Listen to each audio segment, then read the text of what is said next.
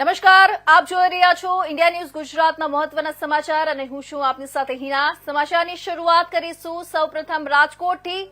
તો ગુજરાત રાજ્યના પૂર્વ મુખ્યમંત્રી સ્વર્ગીય વિજયભાઈ રૂપાણીના પુત્ર સ્વર્ગીય પૂજિત રૂપાણીની યાદમાં બાળ સંગમ કાર્યક્રમ યોજાયો।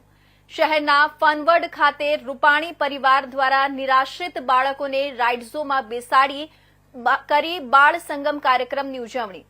આ કાર્યક્રમમાં ગુજરાત રાજ્યના પૂર્વ મુખ્યમંત્રી સ્વર્ગસ્થ વિજયભાઈ રૂપાણીના પત્ની અંજલિબેન રૂપાણી, સાંસદ રામભાઈ મોકરિયા, સાંસદ પરસોત્તમ રૂપાલા, રાષ્ટ્રીય સ્વયંસેવક સંઘના દત્તાત્રેય હોસબોલે, રાજકોટ શહેર ભાજપ પ્રમુખ તેમજ મેયર સહિતના નેતાઓ ઉપસ્થિત રહ્યા હતા।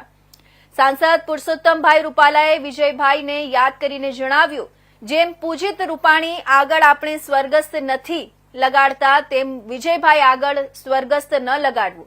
તેઓએ શરૂ કરેલા કાર્યો આગળ વધારવા આપણે સૌ સાથે મળીને કામ કરવું જોઈએ। ત્યારથી 8મી ઓક્ટોબરે પૂજિતનો જન્મદિવસ અમે બાળ સંગમ તરીકે ઉજવીએ છીએ। રાજકોટના તમામ કચરા વીણતા બાળકોને અહીંયા એકત્રિત કરીને એમને એક દિવસની મોજ કરાવીએ છીએ। ફનવર્લ્ડના સંચાલકો પણ અમારી સાથે આમાં જોડાયેલા હોય છે અને એક દિવસ એમનું બાળપણ એમને મળે એના માટે ટ્રસ્ટનો પૂરતો પ્રયાસ હોય છે। આ બધી રાઇડ્સમાં બાળકો મન ફાવે એટલી વાર બેસી શકે છે। ત્યારબાદ તેમને ભાવતા ભોજન કરાવીને રિટર્ન ગિફ્ટ આપીને એ બાળકોને અમે એમના ઘરે પહોંચાડી દઈએ છીએ। અત્યાર સુધી હૃદયસ્થ વિજય કાયમ આ સીએમ થયા પછી પણ આ કાર્યક્રમ માટે ખાસ અહીંયા આવતા હતા।